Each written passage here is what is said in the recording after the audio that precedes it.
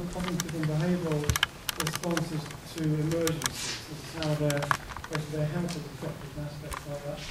Lynn works at the University of Greenwich. She's basically a psychologist. She's been involved in the World Trade Center study and also in the BeSeCu firefighter study. Is that right? Thank you. Hello everybody. In his talk earlier, Ed introduced you to Project BeSeCu, which stands for Behaviour, Security and Culture, just in case you're wondering. And it's a cross-cultural study looking at how people react when faced with an emergency and some of the factors that can shape those reactions. Now, Ed was describing some of the evacuation trial work that was done for the project. I'm going to be discussing some of the field study work. We wanted to collect accounts from people who'd had direct experience of real emergencies, so survivors, first responders. And we did this in a number of ways, and the data was collected across 8 different countries. What I'm going to be discussing today is a subset of that data, and that is responses to a survey that was conducted with firefighters. Now, what we wanted to learn from the firefighters was their emotional, cognitive and behavioural reactions to emergencies, but also their observations of other people's behaviour in emergencies. To do that, we created a comprehensive questionnaire called BeSeCu FR, and that was developed using earlier responses collected from interviews, focus groups, literature searches and so on. And the questionnaires were advertised nationwide in all the countries. And after applying some exclusion criteria, we had a total sample of 3,011 firefighters from Europe whose data we could use for analysis. And that was 198 firefighters' data for the UK sample. And it's the UK sample that I'm going to be focusing on today. Now, this sample, in terms of their socio-demographic characteristics, were fairly representative of the uniformed fire and rescue service officers in the UK. They were from the 4 countries in the UK, naturally to different numbers. The majority worked full-time and had a leading rank or role, and they were quite an experienced group of firefighters. The median years of service was 19 and a half. Now, it was a very large survey, and I'm going to focus on 3 particular areas. One is the firefighters' emergency exposure and preparedness. The second area is their peri- and post-event reactions to emergencies and some of the predictors of those reactions. And then finally, I'll move on to talking about emergency-related behaviour concerning one section of the public where culture is pertinent, and that's migrants. Right, if we begin with exposure and preparedness.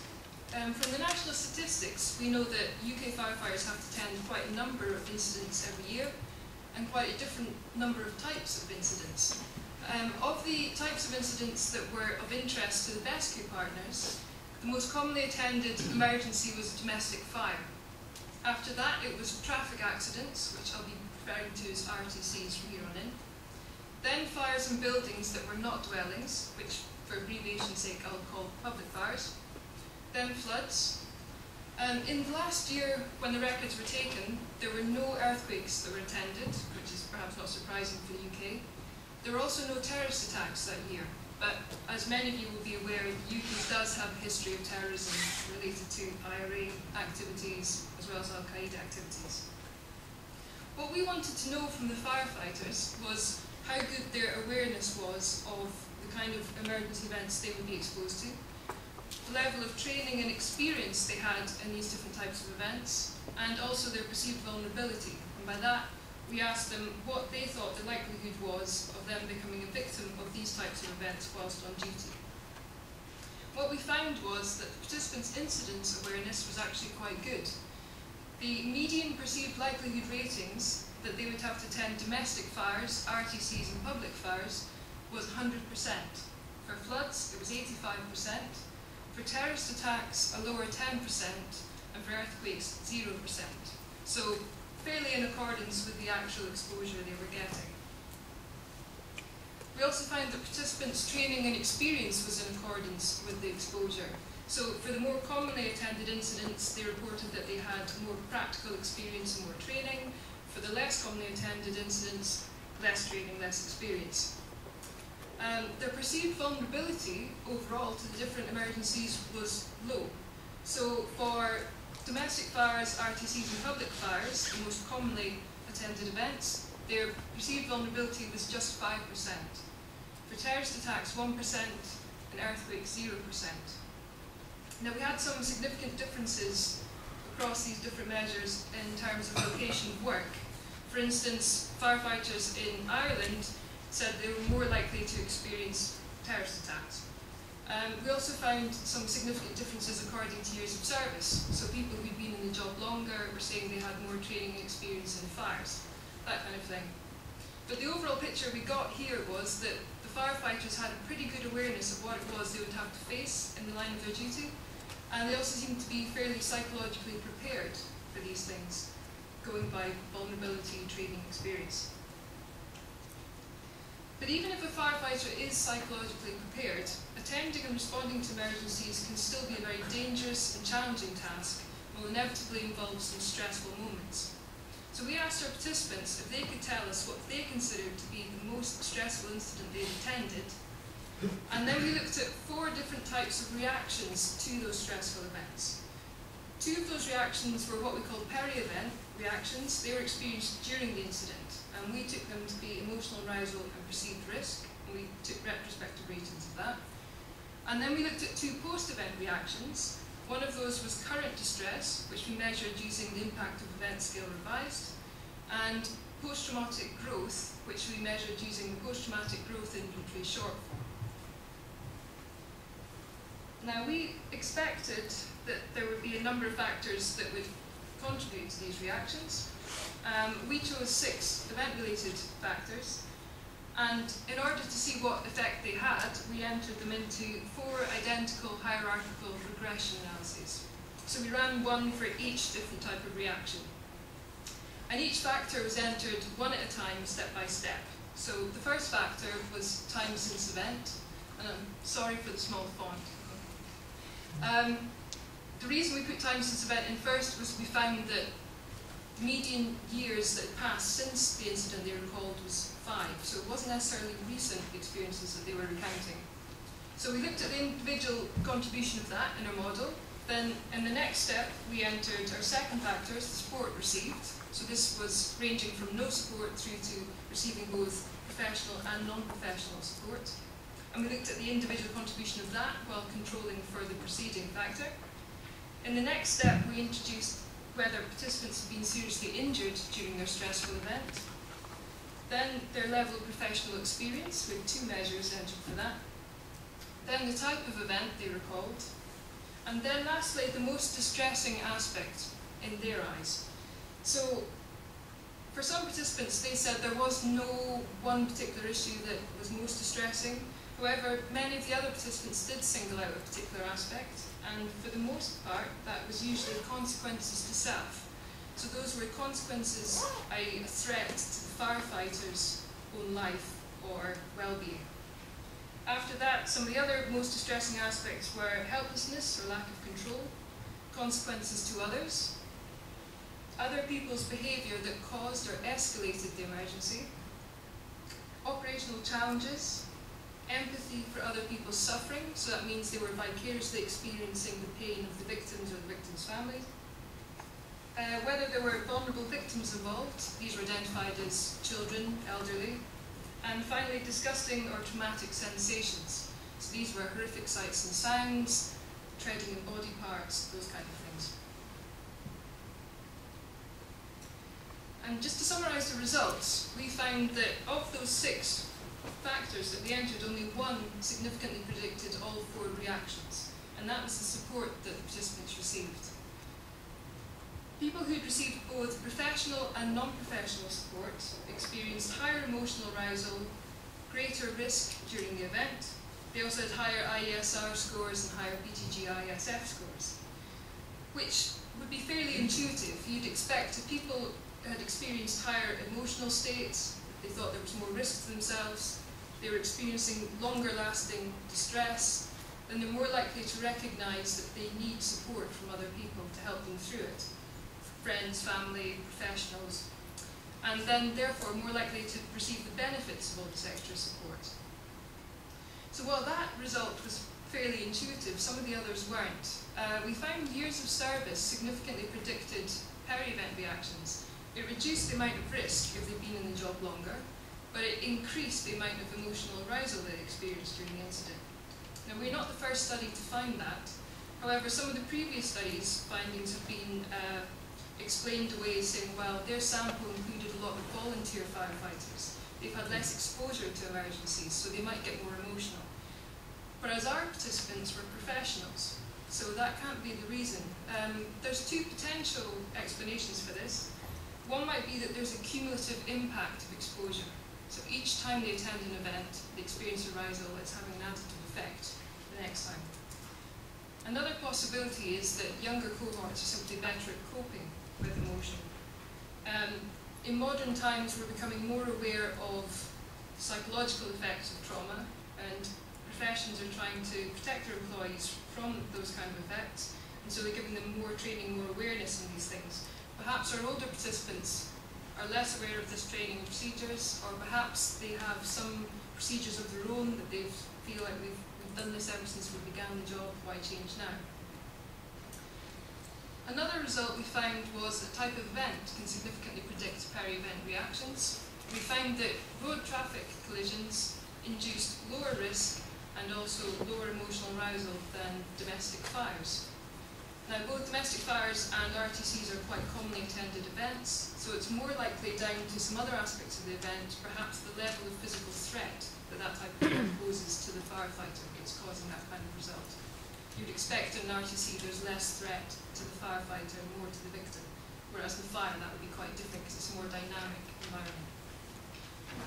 In terms of most distressing aspects, we found when those aspects were singled out, they increased more, well, they had a link with higher emotional arousal during the event than when people said there was no one aspect that we want to single out. All except for operational challenges. Now, operational challenges were things like delays in getting to the scene, problems in getting water once they got to the scene. And it may just be the case that perhaps these kind of challenges, while stressful, are considered, unfortunately, just part of the job, so people don't get too worked up about it. Another thing we found was that when the aspects focused on others rather than on the firefighter, there was lower risk, lower perceived risk. Now, this could be the case that in those actual events there was lower risk to the firefighter, but another possibility is that perhaps they were getting caught up in the risk that was being posed to others and not being so aware of what was happening to themselves. Now, if that is the case, that would be something we'd have to watch out for. Two predictors that turned out not to be significant predictors were time since event and the firefighter being seriously injured or not. Now, the fact that time since event wasn't significant is quite good in this case. As I say, we were using some retrospective measures, and so this sort of suggests that there's no distortion or memory biases going on. But the fact that being seriously injured wasn't a significant predictor, especially not of risk, which is something you would have expected. That null finding might be due to the fact we only asked people if they'd actually experienced an injury, not if they'd had any near misses. And obviously, we're talking about perceived risk rather than actual risk. That could be a factor that's changed that. So that was the firefighters' reactions. We then moved on to ask them about other people's reactions and events, and we were looking at migrants in particular. Currently, there's estimated to be around 7.35 million people living in the UK who are non-UK born. And these migrant communities are considered to be a risk group when it comes to emergencies, for a number of different reasons, including living in deprived areas, low ownership of smoke alarms, language barriers, etc. When we asked our firefighters about their interactions with migrants, 70% of the sample reported that their service were involved in fire prevention or fire safety education work with migrants. Now, that percentage varied across the UK. You can see in particular Wales has quite a lower percentage, but that wasn't actually a significant difference. It would seem that this building of relations working with migrants was being quite effective, because when we asked our participants how often they encountered inappropriate behaviour from migrants during emergencies, the most common answer was usually very seldom. In contrast, when we asked them about communication difficulties with migrants, they were more frequently encountered. Now, one potential exacerbating factor for that might be because firefighters rarely receive in advance any information about the victim's profile. When we asked them if such information was relayed to them during call-outs, the typical answer was never. Interestingly, our sample didn't seem to see being informed about the victim's profile as being top priority. We gave them a list of 7 different types of information that we thought could potentially improve the effectiveness of an operation and asked them to rank them in terms of effectiveness. And information about victims' profiles usually always came out last. That said, there does seem to be some recognition that issues regarding migrants do need more attention. The majority of our sample reported that they had either received no training on how to behave towards and communicate with migrants, or they had received some training but they would like more. Only 13% of the sample believed that they had received sufficient training in this area. So that's quite a diverse amount of results there. I'm just going to try and sum them up and give some concluding remarks. Overall, our participants seemed to be psychologically prepared for what their job would expose them to, but they were not immune to experiencing emotional arousal or perceived risk during the emergency events. A number of aspects, such as the event posing serious consequences to their own lives and well-being, were singled out as particularly distressing, and they were linked with greater emotional arousal, while some other aspects, those that focused on other people or circumstances, reduced perceived risk. I've mentioned already about RTCs and how type of event might have some influence, but the main factor that came out as a significant predictor was the support received. Now, even though that was the main predictor, if we look back at the actual regression output, we can see that it was only accounting for a somewhat small amount of the variance in the data, somewhere between sort of 12–16%. So clearly there must be other factors beyond event-related factors that were impacting here and having some influence on how people reacted. And future research should try and have a look at those, perhaps individual differences, for example. We also recommend that future research examines how different countries compare with regards not only to the support resources that the employers can provide, but also the firefighters' emotional expressiveness. We believe there could be some cross-cultural differences in how comfortable firefighters feel in opening up to colleagues, families, to friends, professionals. Being longer in the job appeared to have a positive effect in several areas. For example, having a greater number of years of service was related to lower perceived vulnerability to fires, also to lower peri-event perceived risk. But it was also associated with heightened emotional arousal during stressful events. A heightened arousal doesn't necessarily have to be a negative thing. In fact, it could be a good thing. It tends to make people more alert, more primed for action. So for both firefighters and victims, this could be a good thing, at least in the short term. However, in the long term, this could have ramifications for firefighters' health, particularly if there's a cumulative impact of exposure. In terms of work with migrants, safety work with that group does appear to be underway. It also does appear to be beneficial in reducing instances of inappropriate behaviour during emergencies. However, it is clear that communication difficulties with migrants is an issue. There appears to be little in the way of procedures and training for firefighters in dealing with such situations. We believe that knowledge of the victim's profile, along with appropriate training and procedures, could improve the effectiveness of rescue operations. Finally, although I haven't had a chance to go into these significant differences in any detail, we did find that depending on where they were in the UK, sometimes the responses were different. And therefore we think it likely, once we look at the international data from the other countries involved in Project BeSeCu, that they will also reveal some non-universal emergency-related reactions. On behalf of myself and Ed and our BeSeCu partners,